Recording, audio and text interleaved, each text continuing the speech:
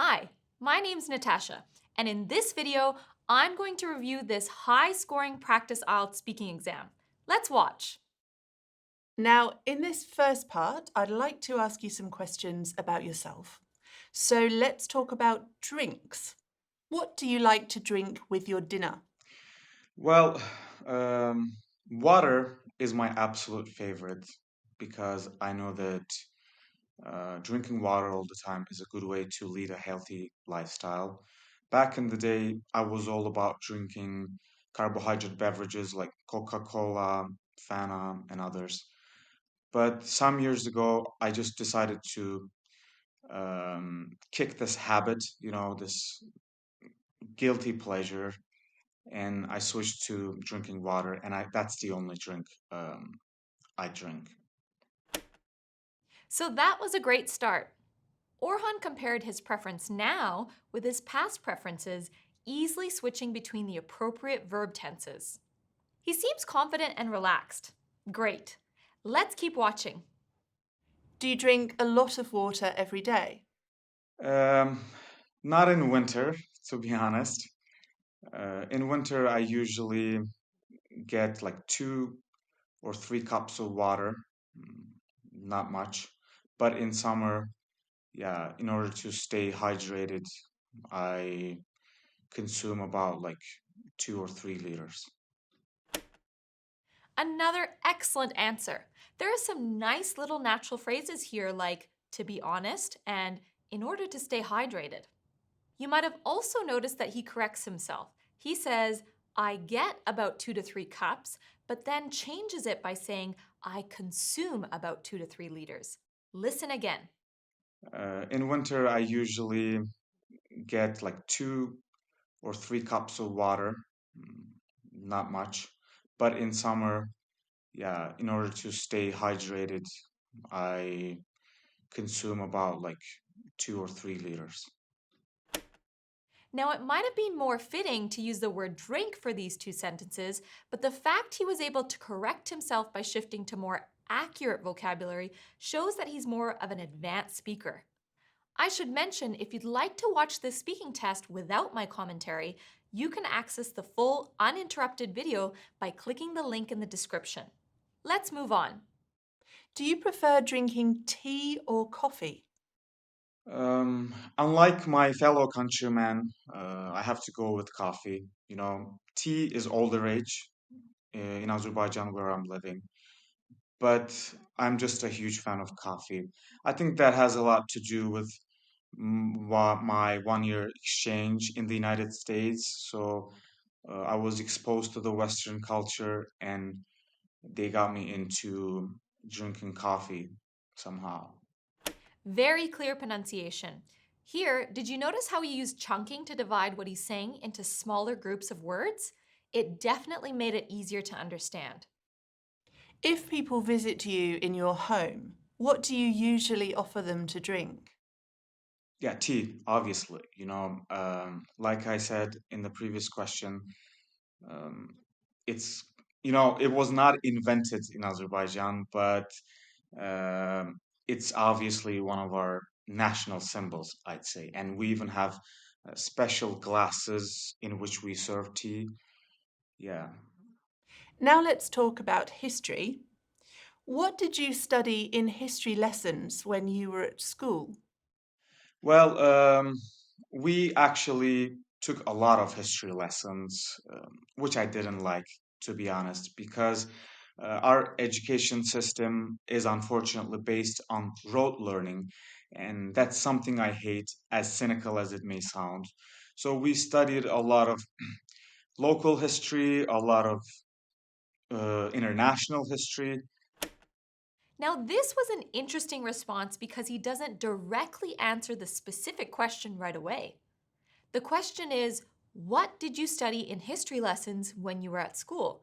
But he starts by talking about his feelings about history classes and the way they were taught, and ends by answering the question. In part one, you really want to answer the question you've been asked as concisely as possible. But overall, the language here was very accurate and easy to follow. Let's keep watching.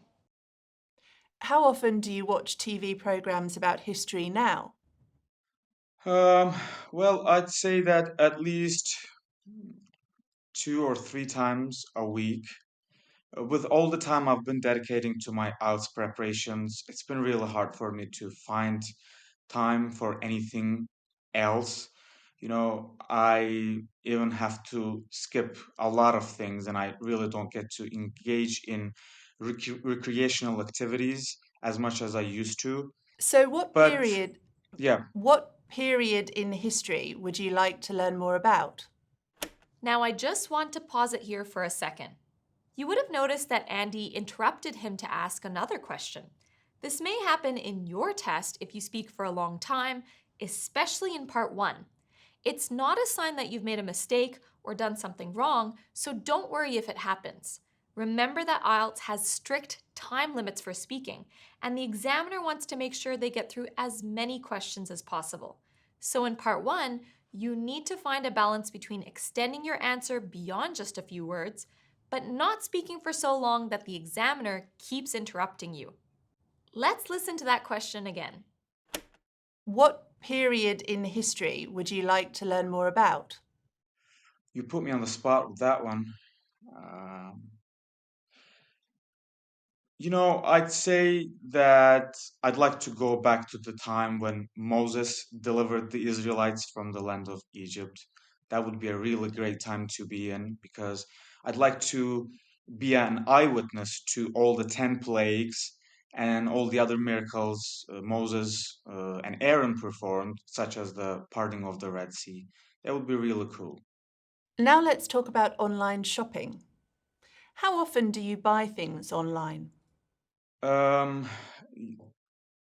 like back in the day, I was all about online purchasing. I would get things almost on a monthly basis, but nowadays I have really given up on the pursuit of material possessions. So I try to avoid impulsive shopping and don't buy things unless necessary. So I'd say that every 3 or 4 months now. There were some great phrases in this response. Almost on a monthly basis, impulsive shopping, and given up on the pursuit of material possessions. These were used naturally and appropriately. Let's keep watching. What was the last thing you bought online? I think I got a fancy pair of basketball sneakers, and I got it from a Turkish website. They always have the best bang for your buck. Now that was a good response. A candidate with a lower range of vocabulary might say something like, I bought some sneakers. But Orkhan said, I think I got a fancy pair of basketball sneakers. As the listener, you can really picture the kind of shoes he's talking about, can't you? Because he's being precise. He also manages to use an appropriate idiomatic phrase here, the best bang for your buck. This response was short but detailed, an excellent response for a part 1 question. So that's the end of the first part of the speaking test. It was a great start. If you're liking this video, click the like button and subscribe to this channel, and we'll be sure to make more videos just like this one. So in part 1, Orkhan has been able to show a variety of vocabulary and grammar already, which are mostly accurate. His pronunciation is clear, and he develops his ideas well. My only recommendation would be to keep his answers a little bit shorter in part 1 to make sure he can answer as many questions as possible. Since these part 1 questions are designed to prompt different types of grammar and vocabulary from the candidate, you really want to answer as many as you can to better demonstrate your speaking skills to the examiner. Let's now watch how Orkhan does in part 2. Okay, I'm going to give you a topic now, and I'd like you to talk about it for 1 to 2 minutes. Before you speak, you'll have 1 minute to think about what you're going to say, and you can make some notes if you wish. Do you understand? Sure. So please use a pencil and paper for your notes. And here's your topic. I'd like you to describe an occasion when you had to do something in a hurry. You have 1 minute to prepare. So as you can see in part 2, you are given a task card and 1 minute to prepare. For this task card, you can see that it asks you to describe an occasion when you had to do something in a hurry. It instructs you to say what you had to do, why you had to do this in a hurry, how well you did this, and it tells you to explain how you felt about having to do this in a hurry. So let's see how Orkhan does. All right. So remember, you have 1 to 2 minutes for this. So don't worry if I stop you. I'll let you know when the time is up. So can you start speaking now, please? Yeah. In March of last year, I had the opportunity to jet off to Istanbul, Turkey on my spring vacation. Great opening. We know what happened, we know when it happened, we know the context for the story. And he doesn't waste time by repeating the topic, he just gets straight into the story. Great. Actually, when my cousin offered me to join him on a trip to that city, I jumped at the chance, believing that I would have so much fun, which I did. To make a long story short, my cousin tasked me with making the itinerary for our trip because he knew that I was a very well planned person, if I do say so myself. The grammar here is excellent. Orkhan uses extended, complex sentences with relative clauses and other dependent clauses, and accurate verb tenses. It's really well done. There are a few inaccuracies in the vocabulary, but we can still understand his meaning. Let's keep watching. But the problem was that he told me about this only like 4 hours or thereabouts before our trip, and that really put me in a rush.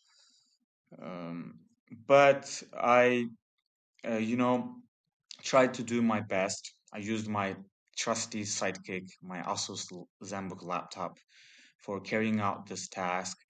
I did a lot of digging on Google, visiting both Turkish and some foreign websites to find the places. And I knew that it wasn't going to be a walk in the park because Istanbul is a huge city and we need to find interesting places near one another so we wouldn't lose a lot of time traveling between them. So I just want to pause here and look at that last chunk. We had some good pronunciation with stress that emphasizes the important words in the sentence. Listen again to these stressed words. Visiting both Turkish and some foreign websites because Istanbul is a huge city. And also listen to these good examples of connected speech. He joins consonant sounds to vowel sounds and drops consonant sounds like t at the end of words. Have a listen. And I knew that it wasn't going to be a walk in the park near one another so we wouldn't lose. Using these features of pronunciation accurately and effectively like this is very important if you're looking for the top band scores. So far, so good. Let's watch the end of this part 2 response. But in the end, I think I did a perfect job. You know, and the places that I found were really amazing. I listed historical landmarks such as the Hagia Sophia, the Blue Mosque, the Maiden Tower, as well as some high-end restaurants where we could savor lots of mouth-watering dishes that the Turkish cousin had to offer. And all these places, almost all of them, were on the European side because it wouldn't be wise for us to find places on the Thank Asian you. sides. Okay. Thank you, Orhan. And here, Andy interrupted Orhan because the 2 minutes is up, and he stopped immediately, which is good. Do you often do things in a hurry? Not really, no, because I'm a planned person and I like to Thank you. yeah. Thank you. If the examiner asks you a follow-up question like this one at the end of part 2, keep your answer very brief. One sentence is fine. Don't launch into another detailed answer, otherwise the examiner will stop you like Andy did here. So that was the end of part 2. I mentioned how Orhan had good pronunciation and used connected speech throughout. Now, I did want to talk about idiomatic expressions for a second. You probably know that IELTS rewards you for use of idiomatic language, but to get the top band scores, it needs to be accurate and appropriate. So yes, it's good to use this kind of language, but try not to use it too much, only when natural. For example, the phrase, to make a long story short, which was a good phrase to use for this story, probably would have been more natural towards the end of this part 2 answer to wrap up the story. So remember, if you're going to use an idiomatic expression, make sure it's accurate and appropriate. If you'd like some practice resources for speaking part 2, check out e2testprep.com. We've got some practice task cards in addition to some videos that outline some strategies you can use throughout your response. So that was part 2. Let's move on to part 3, the discussion. As you might know, part 3 continues with questions related to the topic from part 2. So let's see how Orkhan does. All right, we've been talking about an occasion when you had to do something in a hurry. And I'd like to ask you 1 or 2 more general questions related to this. So let's consider, first of all, arriving late. Do you think it's okay to arrive late when meeting a friend? Well, I really don't like that, to be honest, because I don't like standing up people and ruffling their feathers. Like personally, I'm a very punctual person, if I do say so myself, and I think that's the way to do. This answer starts strong. He gives his opinion straight away. I really don't like that, to be honest. But standing people up means not arriving at all, rather than arriving late. And ruffling their feathers is an idiomatic phrase that feels a little unnatural here. A more precise response might have been something like, I don't like keeping people waiting because I know it aggravates them and makes them feel like I don't value their time. Let's keep watching. So how do you react if you've arranged to meet a friend and they're very late for your appointment? I am enraged, to be honest, and you know, I just tell them directly, and the next time, if they do it again, I might cancel my meeting and just let them um, have the taste of their own medicine. What do you think should happen to people who arrive late for work? Uh, as harsh as it may sound, I think they should be severely punished because punctuality comes first if you want to get things done. If you're not really on time, it's very unlikely for you to get things done and be productive at your work. So they must be punished so that they don't repeat that again. This response had a fantastic opening statement. As harsh as it may sound, I think they should be severely punished. Now, one tip is to make sure that your language in IELTS speaking is precise. For example, rather than repeating get things done, we could specify what things we're talking about. For example, we could say, you won't be able to meet your deadlines or achieve your targets. Making sure you're precise in your meaning can really help you to achieve the top band score. Can you suggest how people can make sure they don't arrive late? First of all, I think they need to plan their things. They need to get their ducks in a row in advance, at least one day before, so that when things come up, they're not in a rush. Because when we are in a hurry, we tend to do things not in an effective way. Aside from that, I think they need to set an alarm clock and or tell other people to remind them that they have things to do. Do you think that sometimes people arrive late because they just have too many responsibilities these days? Well, that's possible. I'm not here to condemn people. Judge not, you shall not be judged. Condemn not, you shall not be condemned. But um, I think the majority of times why people are late is because they're irresponsible individuals, with all due respect. So the majority of times it has nothing to do with how much they have on their plate. It has nothing to do with how much they have on their plate. Now, this is an example of an idiomatic phrase that works really well in this context. To have things on your plate means to have commitments you must meet or tasks that you must carry out. People might say, I've got a lot on my plate at the moment, meaning they are very busy. So here, Orkhan has used this phrase very naturally to say that the reason why people are late is not connected to how busy they are. And he's used it flexibly because he's changed the grammar to fit it accurately into his sentence. How much they have on their plate. Very impressive. Let's keep watching. All right, let's think about managing study time now. Is it better to study for long periods or in shorter blocks of time? Well, I think it depends on individual preferences. Like personally, when I hit the books, I don't like to take a lot of breaks because I feel like I'm sidetracked by them. But I know quite a few individuals who have been quite successful with their short period practices when it comes to studying. What do you think are the likely effects of students not managing their study time well? Um, that's a head scratcher.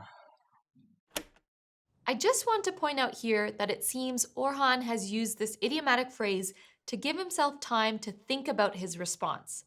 This can be a good strategy if you don't have an immediate opinion. But I often think a more natural way to buy yourself time for a question like this is by talking through your thought process. For example, you could say something like, well, I guess if you don't manage your study time well, then you might struggle to complete your assignments on time. Let's see how Orkhan answers this question. Hmm. I think, first of all, probably they're not really concentrated on what they do. You know, if you don't fully get fully engaged in doing something, you're not really going to be able to manage your time well. Aside from that, they may have some emotional problems in their lives, maybe issues with their family members or some other problems like financial issues. So I think there are lots of reasons why people, especially students, can't manage their time effectively. So here, even though this is a well-extended answer with great grammar, vocabulary, and pronunciation, unfortunately, it didn't really answer the question. Maybe that's why there was a little bit of hesitation at first. Remember that it's okay to ask for clarification on a question. A good way to clarify a question is by rephrasing it. Something like this. Do you mean reasons why they can't manage their time? It's good to get a question clarified because it'll ensure you're talking about the right thing, which will help you with your score in the fluency and coherence criterion. Let's see how Orkhan finishes part 3. And what might be some of the consequences of not managing their time effectively? Well, obviously, they're going to fall behind in their academic pursuits and in their professional endeavors down the line. Because if you don't really study what you're learning, not only will you be marked down, but also in the future, you won't be able to compete with other candidates in the job market who will be more qualified and knowledgeable than you are. Well, thank you very much. That is the end of the speaking test.